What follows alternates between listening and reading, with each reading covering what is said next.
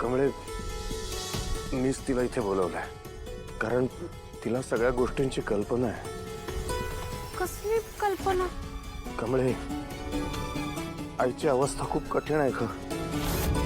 आईला ह्या अवस्थेतनं बाहेर काढणं खूप गरजेचं आहे, नाहीतर तिच्या जीवाला धोका आहे असं डॉक्टर म्हणाले. काका तुम्ही असं का बोलताय? खरं तेच सांगतोय कमळे. तिला यातून बाहेर काढणं गरजेचं आहे आणि त्यासाठी तिच्या मोठ्या नातीने घरी येणं फार महत्वाचं आहे आणि ते सुद्धा आज रात्री 12च्या आत. अहो काका, पण आपण एवढं लवकर तिला हुडकायचं तरी कसं?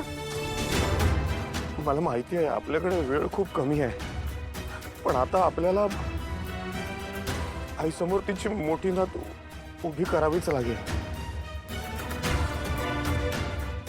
म्हणजे आपण आता काय करायचंय?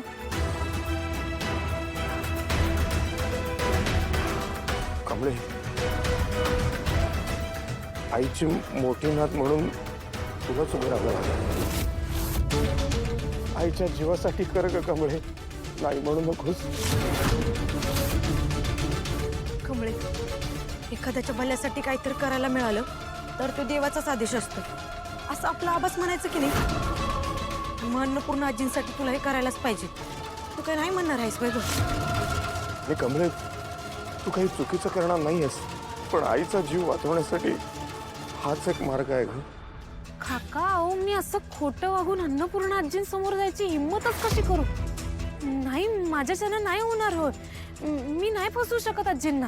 कमळे, तू आईला अजिबात फसवत नाहीयेस, उलट तिला वाचवतेस.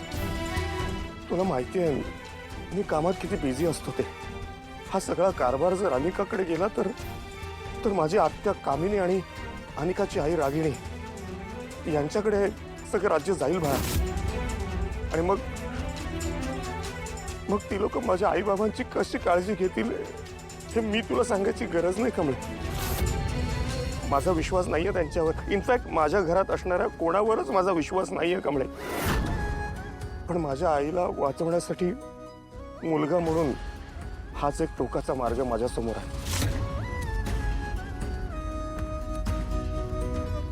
काका, अन्नपूर्णा आजींसाठी मी काय बी करायला तयार आहे. खरं हे करायला माझं मन धजावत नाही. काका, मी नाही करू शकत आहे. अहो मी गावाकडनं आलेली साधी मुलगी आहे. मी तुमच्या मुलीची जागा कशी काय घेऊ? ह्यो हक्क कसा काय दाखवू? नाही काका, मी असं नाही करू शकत. कमळे, तू हॉस्पिटलमध्ये असताना